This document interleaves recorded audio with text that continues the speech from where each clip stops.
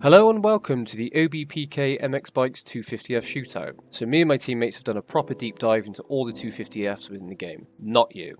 What sort of criteria were we looking at when we did this? So we've decided to look at every bike and pick out the best one for a beginner to intermediate rider. When it comes to pros, we think they have their own setup and personal preferences already, and being an intermediate rider ourselves, we thought it was best to look at that target audience. If you're someone who's starting to pick up speed or is quite new to the game, it can be quite daunting to pick up a bike, test it, know what's good and go from there. So this is kind of what we were looking towards. Now, we've really tried to leave our bias out and we're genuinely looking at the bikes objectively. We've put around 16 to 20 hours testing into the actual riding and tuning, so this isn't a case of just pick your favourite colour. This is a genuine deep dive into a proper shootout of how these bikes work. I come here for a fucking shootout, right? A proper shootout with some proper men. A shootout, right, is a fucking shootout! Decided to test them all within TFC's Paletta Raceway, as we felt the track just kind of had a little bit of everything. It had big jumps, it had whoop sections, it had tight corners, and it asked a lot of the 250s as well. There were some real criteria that we were looking for within the track itself. Sadly, we haven't tried supercross at all, so this is looking at objectively at an outdoor standpoint, which bike, in our opinion, is the best within motocross. The whole process was genuinely enjoyable, and I'm quite happy to report that the game does have genuine differences between the bike. It's not just a case of reshading the bikes different colours and they all perform the same. It speaks volumes to the best motocross game, in my opinion, out at the moment, that these bikes are genuinely different and they kind of react like the real bikes in real life, which is fantastic. This took a ridiculously long time to edit. Just the footage alone was 16 to 20 hours, and the edit in itself, I'm not even going to talk about it because it's going to be ridiculous. But it's been a real personal growth for me, and I really hope you guys enjoy it as well. If you do, I'd massively appreciate that subscribe and like, because I know it takes a lot for a video to get a subscriber. And I'm hoping this will be something you guys can watch and enjoy. But please do not ask me for the 450 setup anytime soon, because my brain is like scrambled egg. However, let's get into this. This 250th shootout is a banger. Hope you enjoy it. Like, subscribe, comment, all that stuff. Let's do it.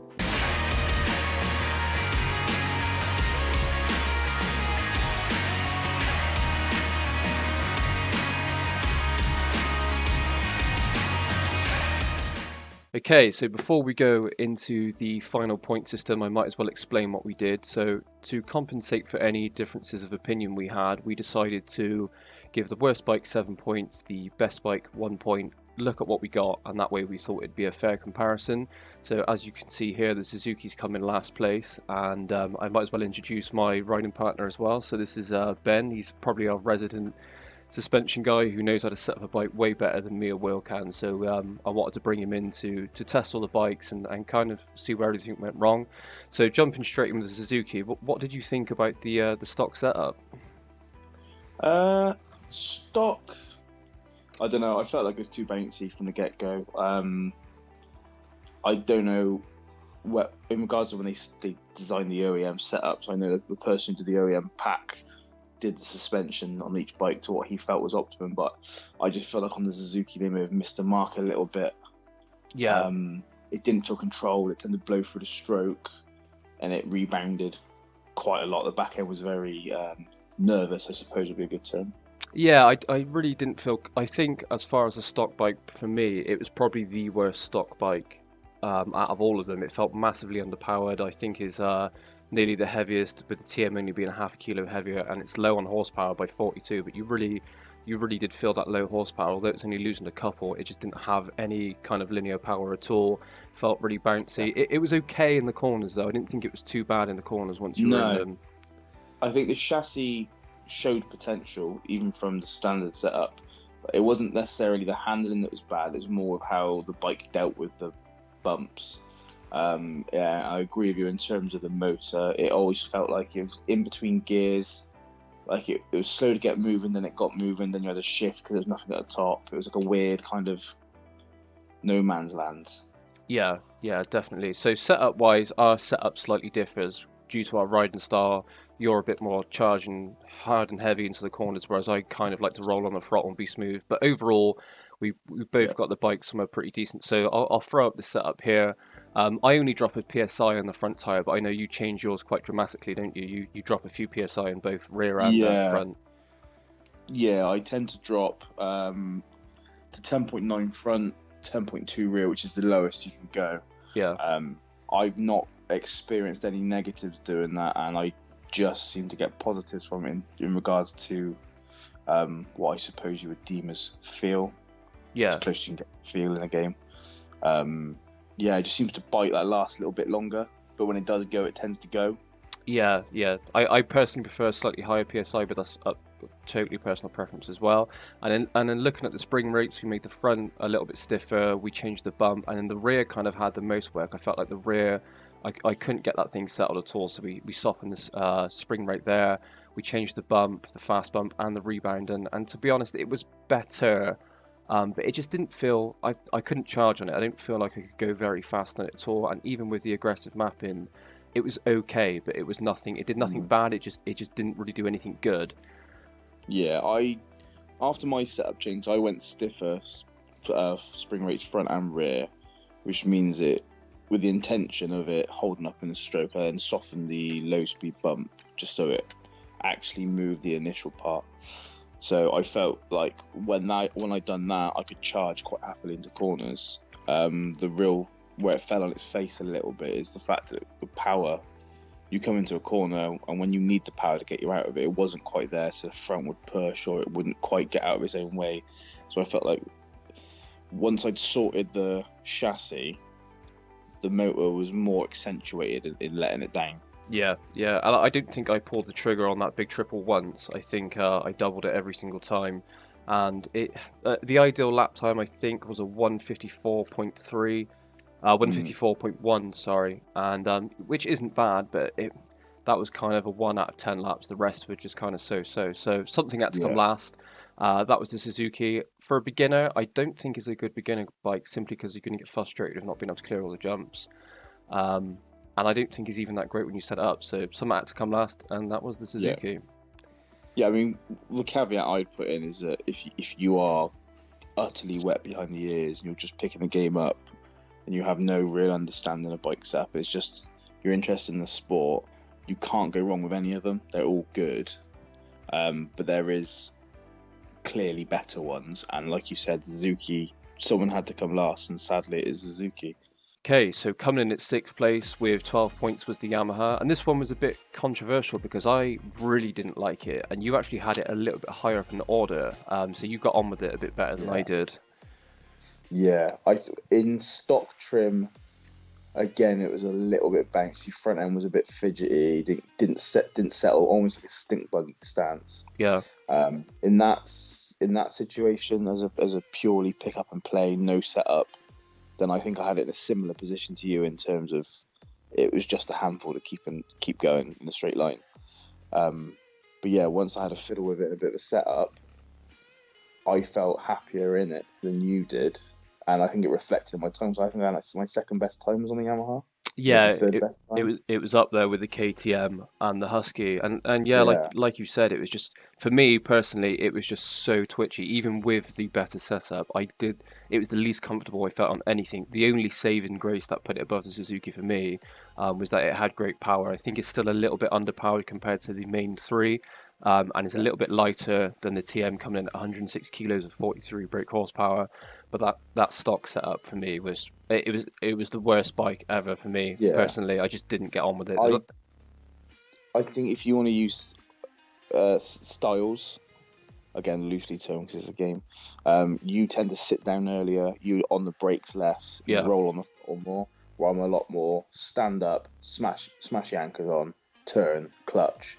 So I probably don't notice the negative handling effects that you would, because my bike's just fighting the physics of the game anyway, because it's either forks compress under braking or shock compress under acceleration. Yeah. So there's always at extremes. I'm not saying that's quick by any margin, because you are quicker than me through most tracks, but I think due to that fact, I don't notice the details that you do, which is why there's a discrepancy in our rankings. I think that's why I put it higher than yours, because this bike is a light switch. Yeah. You ride it fast, or you don't bother riding it. Yeah, and I think in between doesn't fit it so much.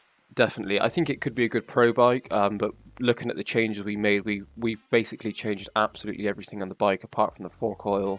And that was the bike that needed the most drastic changes. And for me personally, again, even with the changes, I didn't feel comfortable. The power was okay. I downsided the big triple, and it had good points. But for me, that was the bike I could not get comfortable on at all. But we softened up the springs. We changed basically absolutely everything. I changed the swing arm length as well, and yeah, just not comfortable for me. It sounds like you got on a bit better with it, but it sounds like it's one of the bikes that you need to be on the edge with a little bit, and it just really Yeah, felt unsettled all of the time. it's less of a Stefan Everts bike and more of a Ricky Carmichael bike in terms of how you have to ride it. You can't finesse it as much as you point and squirt. Yeah, I think once you get to a certain level on this game, certain bikes will suit your style more than others. I think that's what this shows in this circumstances, how this bike suits me more than you, hence the lap time difference. yeah, definitely. Yeah. So I wouldn't use this bike as a beginner. That's just my opinion. Of course, No. some people are going to love the Yamaha, I'd but agree with that as well. Yeah. Even as I got on with it better, I as a beginner with no setting changes, I wouldn't advise it. yeah, definitely. Okay, so that's 6th place. That is the Yamaha. Okay, coming up in 5th place was the TM with 9 points. It had 43 horsepower, but it was the heaviest out of the lot, which was 107.5. But oddly enough, it was one of the better stock bikes. I felt really comfortable on it straight away. It was kind of like the better Suzuki for me, but it didn't feel heavy. It felt planted in the corners. The suspension was good, handling was good. It kind of felt like the Honda when it was set up as stock. So as a stock bike, I was quite impressed with it. Yeah, I think from this point onwards, they get a lot closer. Yeah, So I think the Suzuki and Yamaha were clearly the lower end of the scale, whereas this is more of a grey area. I agree. The standard setup seemed to feel a bit more balanced, less springy, less boingy, yeah. straight out of the box, so to speak. So, yeah, I really like this bike. I've been running it for a couple of days, just out of curiosity, and I really liked it. So when I came to test it in stock trim, it didn't surprise me that it wasn't last. Put it that way, I knew it was going to be better than last. Yeah, and we didn't do that many changes to it. It was a couple of clicks here and there on the spring rate, and then that made it even better. Again, the handling was fantastic. It didn't feel as heavy as it should have. The only bad point that I could really pick out was the short shifting with the gears. I could never really find a gear that was settled, even with the different couplers and a couple of gearing changes. It didn't feel very settled within the gear ratios at all. It's quite a difficult bike to get into that sweet spot. Yeah. Whereas the Suzuki is all bottom end, no mid, no top, and bikes like the Honda has less bottom end and more mid to top, this TM seemed to be just solely mid. Yeah. So if you had to be aggressive, but at the same time you had a short shift, so it kind of threw you into a tiny little tight window of where the bike's sort of producing the most power, so it made it quite difficult to keep on the pipe. Yeah, and I definitely think that hurt its lap times. I think it come in as the slower lap time. It was a 155 flat, which is the slowest I managed out of all of the bikes. And I think that shift, because I'm normally a little bit lower in the gearbox, like second, third, and sometimes fourth. I think you're a little bit higher than myself, but even so, that I really couldn't find that sweet spot of the power. But the handling and chassis and everything was really good, and I think it's a viable option as a stock bike for a beginner intermediate rider as well. Yeah, I'd say it would be good for a beginner or intermediate rider, solely because the handling is good and the power, although it's narrow, when it's working, it works well. Yeah, definitely. Okay, so that's 5th place. 5th place? Yeah, with DTM. Okay, coming in at 4th place with 8 points was the KTM. And this is where, like you said, the bikes start really narrowing down and it slowly becomes more personal preference. I've really enjoyed the power of the KTM as a stock bike. It's got that 44 horsepower. It's the lightest bike out of all of them, coming in at 104.4k. But that stock setup, for me, it was just far too sketchy. It felt like the front kept pushing, really bouncy, twitchy. I couldn't personally get it under control as a stock bike. But the power was still great as well. So it kind of outshone the TM in that regard, but very unsettled as a stock bike. Yeah, I felt the weight bias was wrong. I felt like it was too front orientated. It almost felt like I had a stink bug. Yeah, fantastic engine in terms of dyno they use on the game. One of the few bikes where I don't actually put the aggressive, or in this case, top end map on. I stick to the default, which is the mid map. Yeah. all the other bikes, I tend to go for the aggressive or the top end mapping changes. And when I come to personal setup, this one I didn't. I really like the spread of power and standard default. Handle's great. It's just in standard form, it's a little bit front biased. Yeah, And I that leads found to that. it being a bit out of shape in the rough. And when it comes to cornering, it's great. It's terrible. Like there's a cut off point mid corner where the front end will just push because there's so much weight on it. Yeah, Or so it feels. we changed quite a bit with this. Again, similar sort of stuff, changing spring range, softening it up a little bit. And once we done that, it did become a lot more settled. Still a little bit twitchy. I liked that it didn't bottom out on any big jumps. It really soaked up the big jumps well. The ideal lap time to come in was a 1:53.236, which is one of the quicker laps, and it felt genuinely very, very solid. And there was a big difference between stock and the suspension setups we run, which you can see here on screen. And once we'd done that, it did feel more settled, but still not enough to break into that top three. But a very, very good viable bike. Yeah, definitely. I mean, there's a pattern with the setups that I do at the moment. They changed a little bit as I've got faster. Yeah. So throughout these tests, you'll notice that I've gone spring rate heavier for nearly all of them. I just feel like with that, you can set the sag using the preload, and it just holds up better. Doesn't bottom out as much. You don't get that weird bar snap when we land on a big jump and the bars twist. Yeah. You don't get that with the heavier springs and stuff. As a general rule, you run slightly lower sag than me, don't you? You run the recommended. What do you run? 104, 105-ish? Yeah, on a 250 between 103 and 105. On the 450s, I tend to run a little bit more. So obviously that's not really relevant in this circumstance. But yeah, 103, 105. I know a lot of fast riders tend to run a lot more. I just can't get on with that. Partly down to I believe it as a simulator. I'd rather just deal with the shortcomings of it within a sort of inverted commas realistic setting. Yeah. I also still quite like weight, but on the front. So when you start to go to higher sag numbers, you tend to chopper the bike out a little bit. Yeah. You get quite a slow handling bike, where I quite like the nimbleness of having it. So a bit more balanced, a bit more back end a bit higher, front end a bit more planted. Yeah, I don't tend to run much higher sag than yourself. I normally run 107, 108, but I tend to play around those sort of figures. That's mainly where I feel most comfortable. It's not a huge difference. But yeah, I think the KTM, I don't think as a stock bike is a viable beginner's bike, but if you guys maybe want to copy the setup we've got here, let us know in the comments below and test it out. I think once set up, that's a great beginner to intermediate bike. Yeah, I mean, if you want to give our setups a go and you're finding it's doing something weird, comment, leave a message for Matt, and you can feed it back to me, and I'm gonna try and come up with some sort of resolution for it. But like I said, this isn't like the sort of Lin's where he knows how the game physics works and he's manipulated it in a way that he can just put down blistering lap times. My setups tend to be more sort of orientated around a more middle ground. So if it works for you and you like it and you just want a little tweak, give us a shout. Yeah, we'll be happy to give you information. Awesome, cool. That is the KTM. Okay, so we actually have a joint second place here. We'll start with the Husky coming in at 5 points. There was a lot to like about the Husky. It was probably for me the best stock bike by far. I could jump on that and easily make minimal changes. It had great power. It's the second lightest bike, only at 105.4 kilos. The lap times again were great, 153.2. And there really wasn't many changes we had to make to this to make it viable. I thought it was going to be just a cut and paste KTM with white plastics, and that really wasn't the case. No, I agree. I was expecting it just to be a slightly different model KTM, but it surprised me. I was happy with it standard straight out of the box. I could have quite happily rode that. If I'd done that as the first bike I played with on this game, chances are I would have ridden it from day one. It was a great bike straight away. Yeah, it felt really solid in the corners. There was nothing. I think I'll throw out the settings here. We changed minimal settings, and again, it just kind of exacerbated how good it was overall. It wasn't anything incredible, but it definitely opened my eyes to how good and viable the Husky is. It's not something you see in public lobbies enough, and I think this bike is massively being overlooked. I think it's one that people need to use more often. It had the same power as the KTM. I was downsiding the triple. And I felt a lot more comfortable on it straight away. I think as a beginner intermediate bike, there wasn't many bad things to say about it at all. It didn't even feel that sketchy as a stock bike. It felt more stable.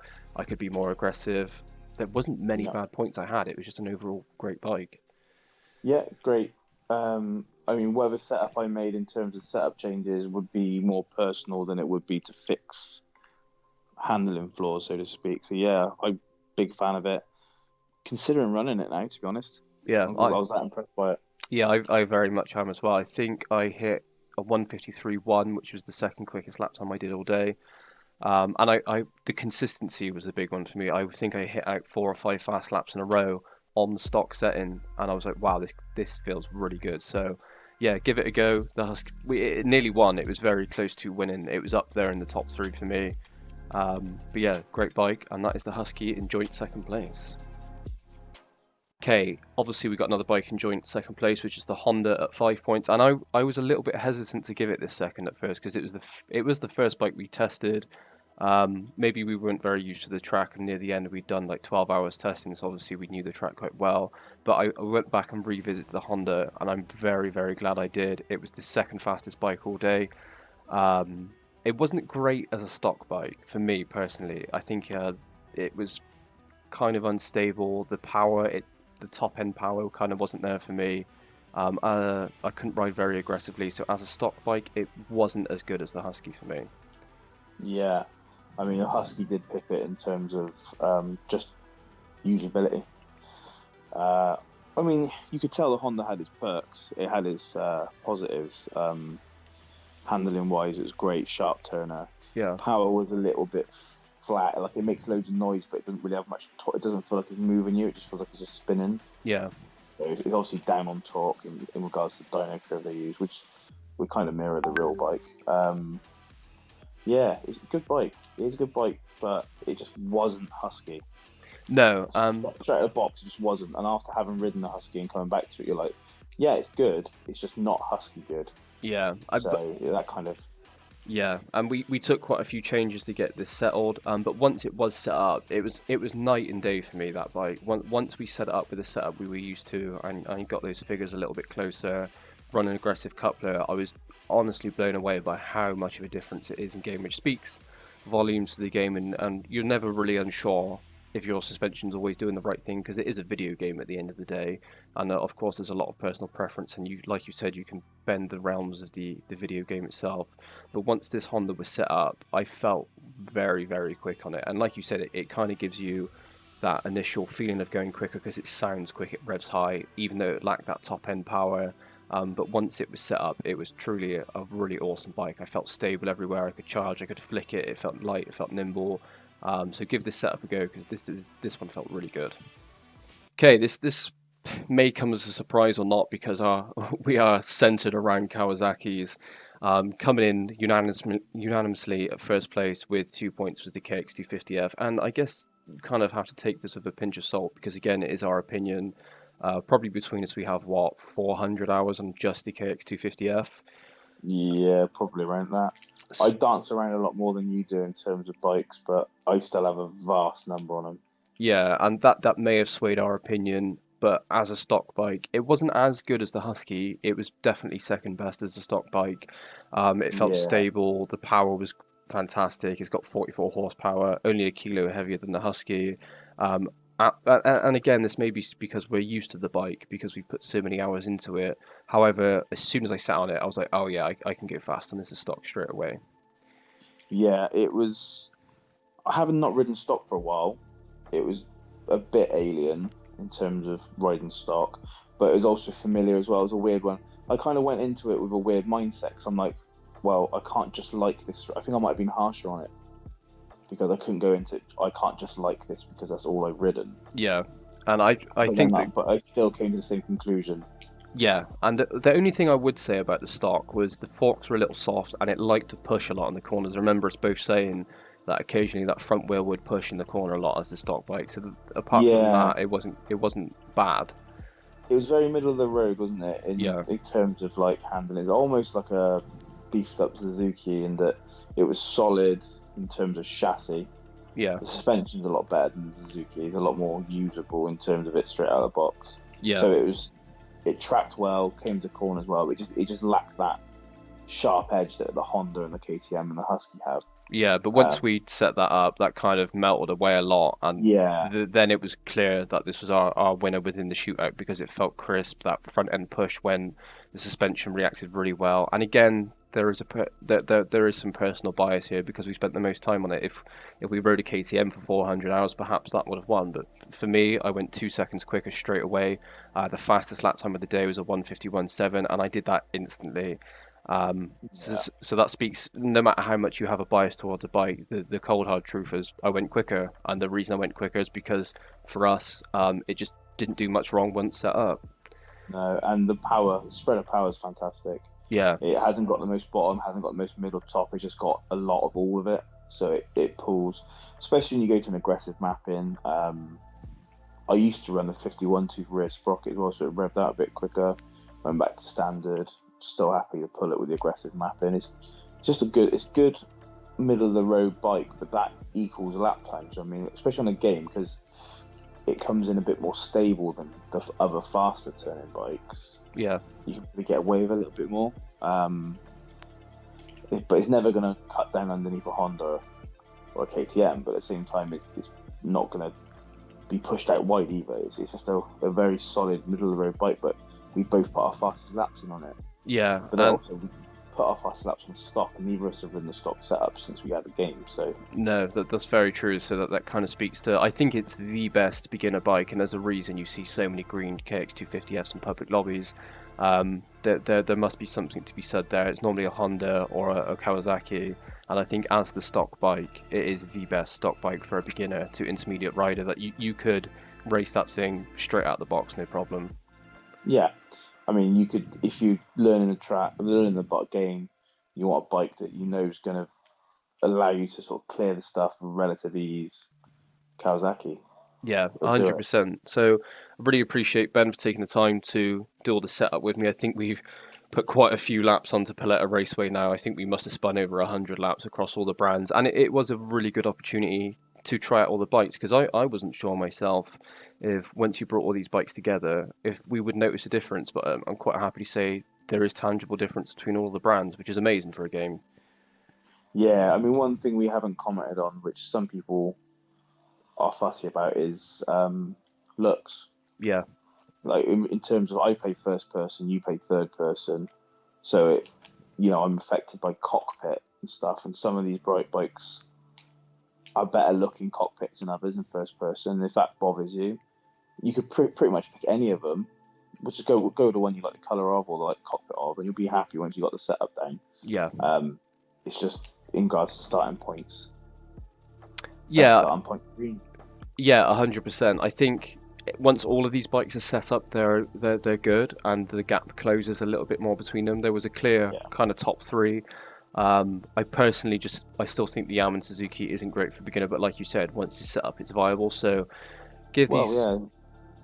Sorry, carry on. I'll say, there's a couple of times in public lobbies I've seen Suzuki's and I've gone, oh, Suzuki, well, he'll be about 10th, but then they've gone out and absolutely smoked everyone. Yeah. So it's doable with any of the bikes. Yeah, of course. Just mine and Matt's opinions. Yeah.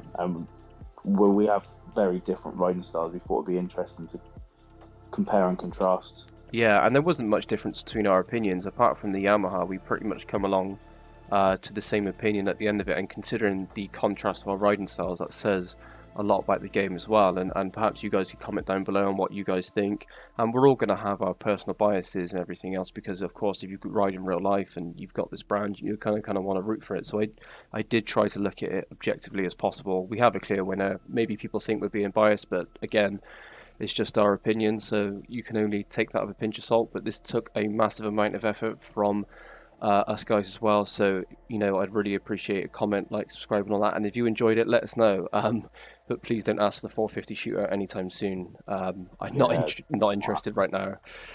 Yeah, or for the next 5 years potentially. Yeah, it would be interesting though to see the differences between the 450s and potentially even the two strokes as well. We didn't do the outer because we had a little test on it. Oh, it was horrible. It was horrible. It was underpowered. It felt like riding a motorized BMX, and I don't think it deserved a mention in here. But who knows? Perhaps we'll include the two strokes as well if you guys want to see that on the 450s. Maybe we'll work on it, see how this video does. But yeah, thank you very much for watching. Hope you guys enjoyed it. I really enjoyed making it to a degree, and see you in the next one. Ta-da!